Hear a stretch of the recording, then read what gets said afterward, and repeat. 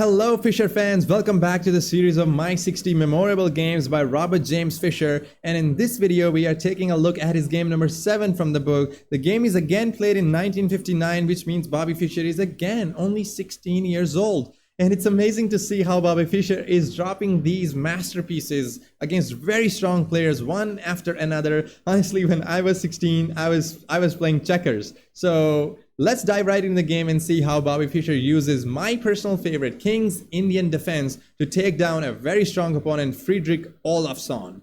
So the game starts with c4. Bobby Fischer replies with knight f6, knight c3, g6, d4, bishop g7, e4, and d6. That's the starting position of the King's Indian defense. Knight f3, castles, bishop e2, and e5. The King's Indian main move that you have to play in order to claim some of the space in the center. Since white is taking a lot of space in the center, you have to play this e5 move to claim at least some of the space and attack that center. So Olafsson actually decides to move into the Petrosian variation by closing down that center. So let's see how Fischer actually tries to deal with it. So Fischer first of all plays knight bd7. His idea is to play the knight on c5 square, where it will be putting a lot of pressure on the e4 pawn, and that's the standard idea in the King's Indian. You want to play a5, knight bd7, knight c5 in order to stop b4, and Olafsson actually decides to play bishop g5, pinning down that knight. So Fischer immediately asks that bishop a multiple choice question. What do you want to do with it? You want to move it back? You want to move it all the way back to the e3 or d2 square? Just keep the pressure on the knight, or what? So if Olafsson did the right thing, he goes bishop h4 and keeps the pressure on the knight. Here, the best move that is recommended by the Indian is g5. And from a human's perspective, it might not be so great because white has not committed to the kingside castling just yet, and overextending these pawns on the king side could be a little bit more risky because you are just weakening those pawns on the king side.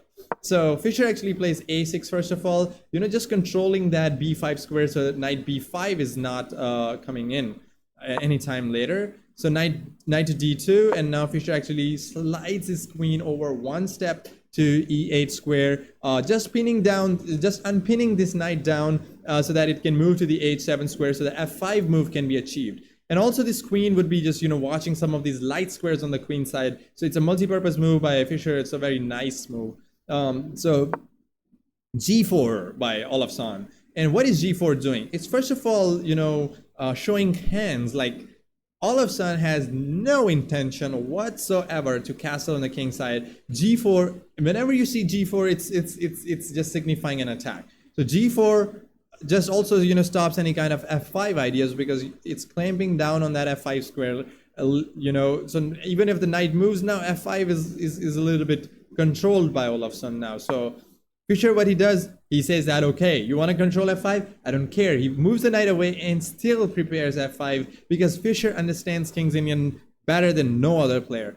He knows that f5 has to be played in the King's Indian no matter what, and he prepares it. So knight h7, queen c2, now he wants to castle queenside, and now Fischer actually plays knight g5, which is given a little question mark by the engine. So the best move here by the engine is f5 immediately. So engine does not care. He wants to just play f5 and open up the position, taking advantage of the fact that the king is still in the center, and opening up the position won't hurt Fischer. But Fischer's idea with knight g5 is to use that h3 square and reroute the knight to the very powerful outpost on the f4 square. But a very smart move by Olafsson, h3, just killing that idea of knight maneuver for once and for all by going h3. So now Fischer's knight is looking a little bit silly on g5. It might actually has to go back h7 square. So first of all, he improves the other knight to the c5 square. That's where it was meant to go, and now opens up this bishop to develop to the d7 square as well. Castles queenside, bishop d7, f3, just opening that f2 square for the bishop to go and attack the knight on c5. But Fischer actually moves the knight to a4 square, trying to exchange it with one of the defending knights on the queen side, so that he could just play these moves like c5 and b5 and open up the position, and he would want to trade as many defenders around the king as much as possible so that he can actually get a successful attack. So Olafsson agrees with that trade, takes, and b3, bishop drops back to d7, and bishop f2. And now Fischer plays a brilliant move, which is c5. Just, getting that attack on the queen side going on. In next move, he's ready to play b5, but he's not scared of a move such as en passant, because here Fischer would be, just taking with the b pawn and open up the b file for the attack. And with moves like a5, a4, the queen might join b8, and a lot of initiative is going on the queen side. I mean, you open up the queen side, you bring your heavy pieces there. It's time for a counterattack going on the white king, so it looks very dangerous for Olafsson. So he cannot take en passant and allow Fischer to open the b file. So he first of all kicks the knight back to go to the h7 square, and now bishop e3, improving the bishop, and Fischer now actually goes with his idea b5, and now he's ready to rip open the queen side and get his heavy pieces on the a file and b file and attack white king. Olafsson actually plays a move which is criticized by Fischer in his book as well, which is knight b1, because knight on b1 is not doing all that much. The better move was a3. You have to play a3 to stop all these pawns that are just, trying to roll up the board. But knight b1 is just a passive move. Olafsson thought that he's just, trying to play like a Karpovian move, just bringing the knight back and use it as a defensive piece like Fischer is doing with one of his knights. But Fischer's knight will be able to, get back into the game when required. Well, this knight will only just watch from that b1 square what's going on, and is not actively participating in the game. And we'll see why knight b1 is very bad later in the game, as it will just become a victim to a tactical possibility as well. So first of all, Fischer actually plays f5. I mean, extremely brilliant calculation, precise calculation by Fischer. He goes f5 and opens up the position, because he knows that if pawn takes, pawn takes, pawn takes, and bishop takes on f5, his light square bishop, which is not doing all that much on d7 square, will become super active on the f5 square with a tempo on the queen. So Olafsson thought that, yeah, it's okay to take the pawn on f5 because he's opening the g file, and he'll swing over his rook to the g file and attack. But Fischer actually grabbed with the pawn, and Olafsson grabbed with the pawn, and now Fischer grabs with the pawn as he expected, hitting the queen, and now queen d2 by Olafsson, attacking that pawn on h6. And here, ladies and gentlemen, Bobby Fischer came up with a brilliant move. His pawn on h6 is under attack, but he does not defend it. I encourage you guys to pause the video and find the move that Bobby Fischer played in this position. It's absolutely fantastic idea. All right, so you can unpause the video now, or maybe you did. So the move that is played by Bobby Fischer is this beautiful e4. I mean, Bobby Fischer said e4 is best by test, and I mean, that's not what he meant by that, like when he said that. But e4 in this position is also one of the greatest moves he's ever played, because the idea is to just open that dark square bishop and give it more life, give it more activity, so that it is breathing fire on that entire long diagonal. So now this bishop is super active, and it's controlling all those dark squares on the queen side, and this e4 move is really powerful in that sense. And Olafsson cannot take that pawn, because queen takes on e4 comes with a very devastating attack on those light squares as well, combined with the attack on the dark squares. So this is really bad for Olafsson, and he cannot allow that. So for that reason, first of all, he brings a rook over to the g1 square, pinning down that bishop on g7, and he would then want to capture the h6 pawn, so that his bishop would actually come under fire. So what did Bobby Fischer do? He first of all grabbed the pawn on f3, which is given a little question mark by the computer. But his idea is simple. He wants to, open up the board so that his bishops are becoming more powerful. And here, this is given a mistake by the computer because of a tactical shot that Olafsson has, but he misses it.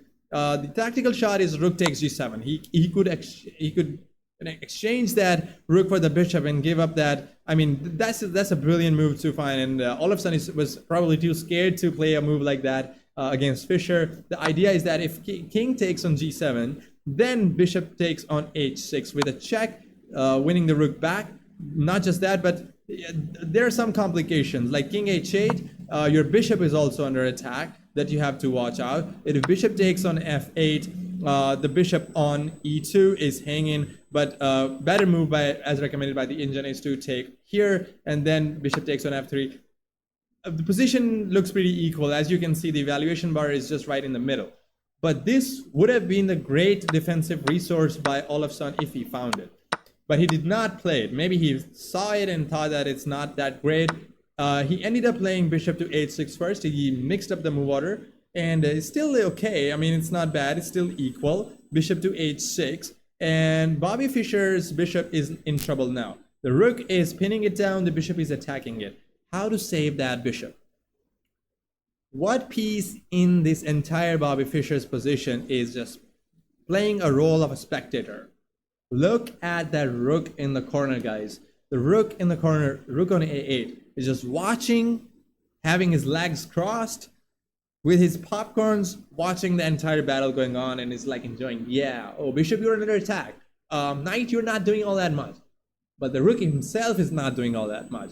So Bobby Fischer improved that rook to the a7 square, where it will be defending laterally, and suddenly the rook that was not doing anything, not taking part in the game at all, is suddenly into the game with just one little move, rook to a7. So that's how great Bobby Fischer is. One small move and, you know, reactivates the entire piece that was not doing anything. So we need to learn something from Fischer here.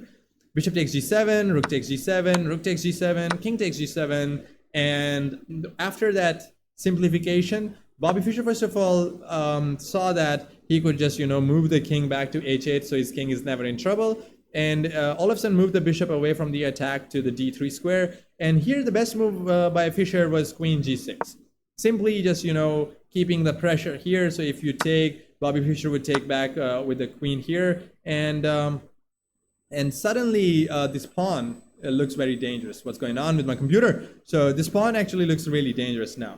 So yeah, so let's go back. But queen g6 was missed by Bobby Fischer. He first of all grabbed his pawn, and all of a sudden actually brought the rook to the open file with a check, and king dropped back to the h8 square. And here Bobby Fischer actually thought that he's okay. Anytime this queen comes to the c3 square with a check like Olafsson did, Bobby Fischer would always block it, and he blocked that check, and Olafsson was happy with the queen trade. I don't know for what reason he gave Bobby Fischer two monster connected passed pawns.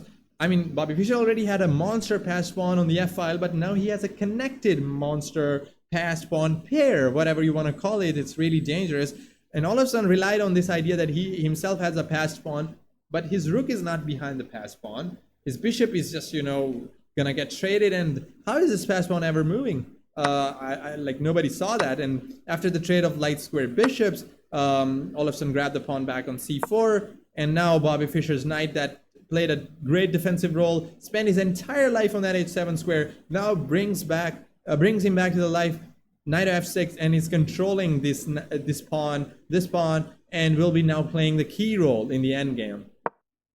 So now all of a sudden also copycats Bobby Fischer and brings his knight to life, knight to d2, but as we'll see, his knight is not going to be as great as Fischer's knight, and this knight on b1 was really bad because it will never be able to just, you know, find any kind of activity because Fischer's passed pawn are super dangerous. So passed pawns are meant to be pushed to f2, so all of a sudden plays rook h1, so Bobby Fischer plays e4 since the knight is now controlling it, so this knight is never able to capture it. So king to d1, he tries to bring the king closer, but Bobby Fischer plays e3, knight to f1, and now he's attacking the pawn on e3, so Fischer actually moves the rook to the e5 square, protecting it, and now all of a sudden plays king to e2. And it seems like he has created a little blockade on these squares that Fischer will be finding a little bit hard to move these pawns and promote them to a queen, but a brilliant move by Fischer again, knight to h5, with the idea to go knight f4,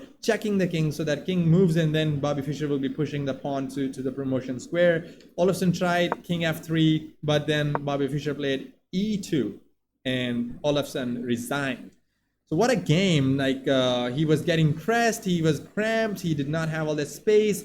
Olafsson had all the chances to equalize, but Bobby Fischer put the maximum kind of resistance and ended up winning with a beautiful coordination of the pieces in the end game. So that's what we can learn from Fischer. Just put maximum resistance against your opponents, and once they slip a little bit, just attack them, just assault on them, just bring your pieces in and then try to just destroy their position with some positional knowledge, mixing a little bit of tactics in them. So I hope you guys enjoyed this video and learned a lot from here. By the way, here it's really hard for the pawn to actually stop from queening. You take here, you just queen, and then it's really impossible for Olafsson to get anything out of his position. So e2, and he resigned.